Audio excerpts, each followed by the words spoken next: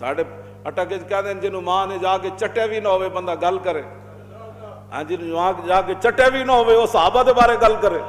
کانو افضل حاضل امہ، اس امت تو سب تے فضیلت والے صحابہ. وابرا قلوبن، انہاں دے دلاں تو ود کے وڈا نیک دل کسے دا کوئی نہیں.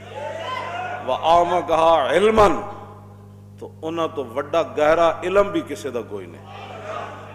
وَأَقَلَّهَا تَكَلُّفًا، اور زندگی بڑے بڑے لوگ آنے جڑے کہ جی میں تکلف نہیں کردا، تے صحابہ دے قریب بھی کوئی تکلف زندگی چ نہیں آیا. وَأَقَلَّهَا تَكَلُّفًا، انہاں دے قریب بھی تکلف نہیں آیا. صحابہ دے کول تکلف کوئی نہیں آیا. کیوں پھر ہویا کی؟ اختارہم اللہ لصحبت نبی ولاقامت دینی. فرمایا ایڈے وڈے جڑے آئے نا، ایڈے وڈے نیک آئے تے اللہ نے اپنے حبیب دی غلامی واسطے انہوں نے چنیا. ولاقامت دین ہی، اور دین دی مدد واسطے بھی اللہ نے انہوں نے چنیا. صحابہ تے اوون جنہ سپر پاورہ نو جا کے ڈھا دیتا.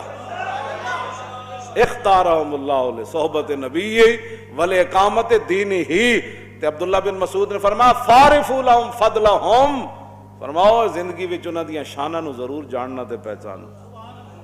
وَاتَّبِعُوهُمْ عَلَىٰ أَثَرِهِمْ، جنہاں راواں تے او چلے تسی بھی انہاں راواں تے چلنا. کیوں جی؟ او راواں اے ہی ہیں کہ انہیں جانا، ہاں صحابہ دی راہ اے ہی ہے، اس کے علاوہ کوئی راہ نہیں. ہاں جب بغیر ویکھے تو گواہیاں دے دین تے کمن حکم تو دیو میں ہونے پیو مار کے آیا. کیوں جی؟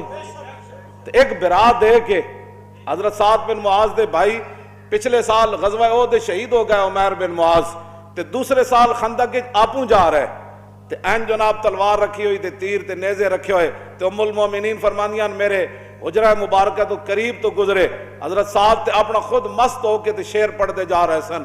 اور فرما لبس قلیلا یدرک الحجا حمل ما احسن الموت اذا خان الاجل. فرما سعد اور ٹھہر بھی جا، اتنی جلدی کیڑی یار، او ٹھہر بھی جا یار، اتنی جلدی کیڑی، او سعد ٹھہر بھی جا.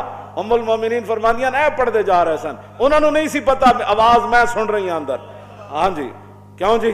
فرمایا سعد ٹھہر بھی جا، اتنی کیڑی جلدی، ما احسن الموت اذا خان الاجل، جی غزوہ خندق کی تیری موت آ جائے تو اس موت کی کیا ہی بات ہے. فرمایا جتنا ہو سکے نا انہاں دیاں سیرتاں دے انہاں دے اخلاق اپنانا.